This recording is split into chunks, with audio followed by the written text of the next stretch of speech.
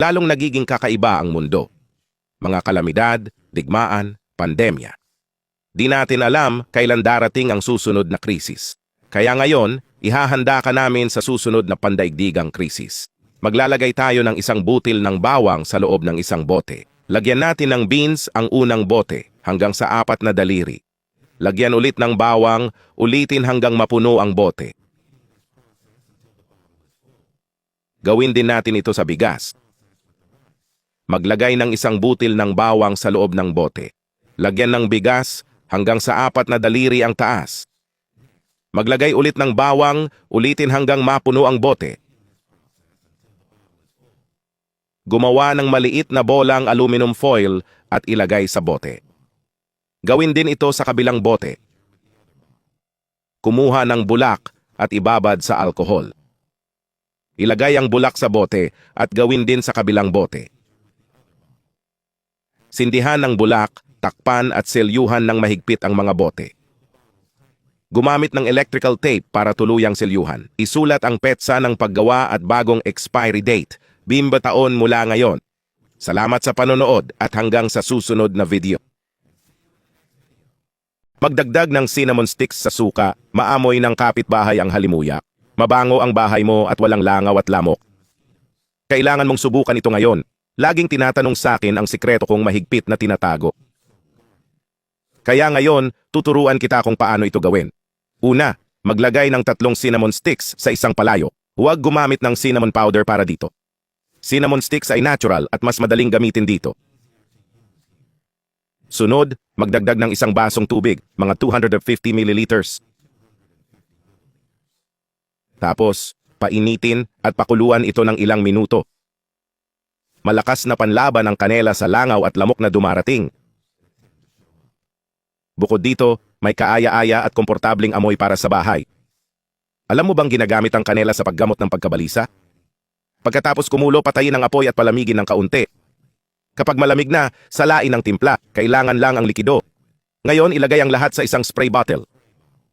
Magdagdag ng isang takip ng pabango, mas mabuti kung puro, para sa mas matapang at matagal na amoy. Pagkatapos, magdagdag ng isang tasang puting suka. Tanging puting suka lang ang epektibo para dito. Lastly, magdagdag ng 2 kutsarang sabong panlaba. Gamitin ang anumang available sa inyong bahay. Isara ang bote at alugin para mahalo ang lahat ng sangkap. Ito'y magpapanatili sa inyong bahay na mabango at walang insekto. Tumutulong din ito sa pag-alis ng amoy ng ihi ng alaga na nananatili sa bahay. Ang simpleng halo na ito ay magpapabango sa inyong bahay 24 oras. Magaling din ito sa pagtataboy ng langaw, lamok at kahit ipis. Pwede mong ispray ito sa mga estratehikong lugar sa bahay, sa kwarto, sala, banyo o saan mo man gustong lugar. Maganda ito sa pag-alis ng masamang amoy, lalo na yung amoy kulob. Mabisa rin ito sa amoy ng ihi ng alagang nakahiga sa sofa o karpet.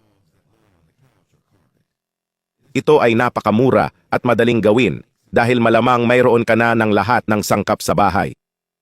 At huwag magtaka kung lahat ng bisita mo ay magtatanong kung bakit ang bango ng bahay mo. Narito ang lihim na matagal ng pinangangalagaan at ngayon ay sa iyo na. Ang iyong tahanan ay mabango din ng 24 oras sa isang araw. Ang resulta ng gawaing bahay na solusyon na ito ay talagang kahanga-hanga. Ito ang magiging katulong mo sa bahay, lalo na tuwing Pasko kung kailan mas marami tayong bisita. At tandaan, ang cinnamon ay may nakakalmang benepisyo.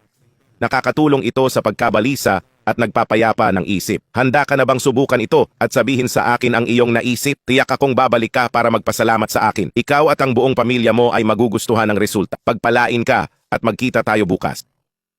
Kilalanin ang Solar Boys mula sa Pakistan, ang mga batang nagbigay hamon sa medisina at siyensya, sina Shuaib Ahmed at Abdul Rashid, 2 magkapatid na may hindi maipaliwanag na kondisyon. Sa liwanag ng araw, normal silang kumikilos, naglalakad, nagsasalita at naglalaro tulad ng ibang bata. Pero pagdating ng gabi, para silang nawawala sa kanilang sarili.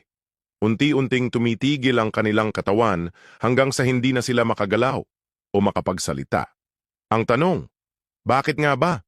Ang unang teorya, sila raw ay kumukuha ng enerhiya mula sa araw. Pero kahit walang araw, sa loob ng isang madilim na silid, nananatili silang aktibo sa umaga. Kaya tuluyang tinanggal ang ideyang ito at mas naging misteryoso pa lalo ito. May hinala rin na maaaring may kinalaman ang kanilang genes dahil ang kanilang mga magulang ay magpinsan at dati nang nagkaroon ng mga anak na may parehong sintomas. Ngunit hanggang ngayon, nananatiling palaisipan ang eksaktong sanhi ng kanilang kondisyon.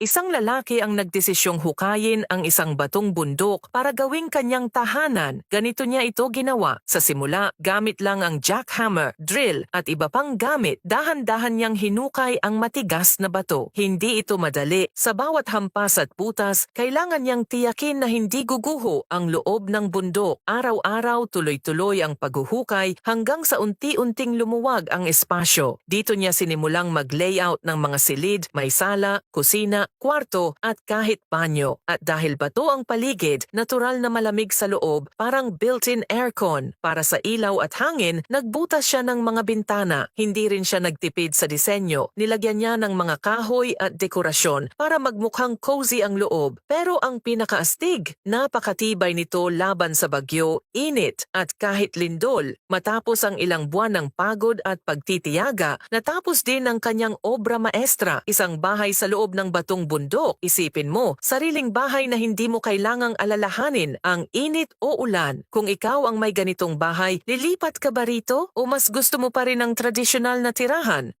Alam mo ba na may pinakamalaking pamilihan ng bato sa Asya? Nope, hindi ang bato na yan ang tinutukoy ko, kaibigan. Ibang bato po yan at masama ang epekto niyan sa atin.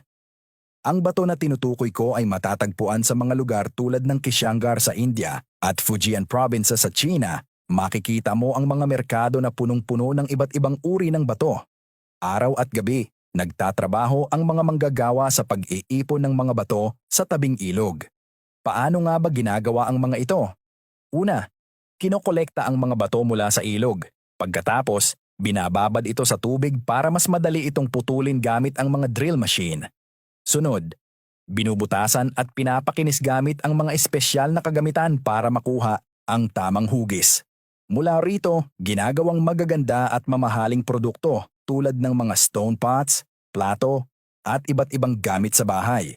Kahit simpleng bato lang sa simula, nagiging high-value items na ibinebenta sa matataas na presyo. Paano kung sabihin ko sa iyo na mayroong asteroid na may tsansang tumama sa Earth sa taong 2032?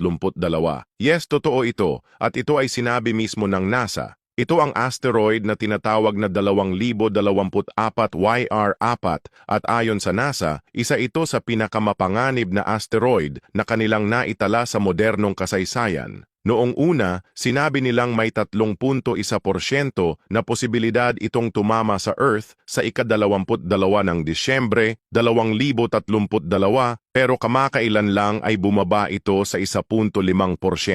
Pero kahit maliit ang tsansa, malaking bagay pa rin ito dahil kung sakaling tumama, maaaring makapagdulot ito ng pinsalang katumbas ng halos 8 megatons ng TNT, sapat para burahin ang isang malaking syudad. Sa laki nitong 40 hanggang 70 metro, hindi mo gugustuhing bumagsak ito kahit saan malapit sa tinitirahan mo. Dahil dito, todo bantay ngayon ng NASA at iba pang mga space agency sa asteroid na ito. Patuloy nila itong inoobserbahan upang masigurong mas tumpak ang kanilang mga prediksyon. Pero teka lang, hindi ito kwento ng pananakot, kundi paalala sa galing ng agham ngayon. Pinag-aaralan na rin ng NASA kung paano ito mapipigilan, gaya ng pagpapasabog dito bago pa man ito makarating sa Earth o paglihis ng landas nito gamit ang mga spacecraft.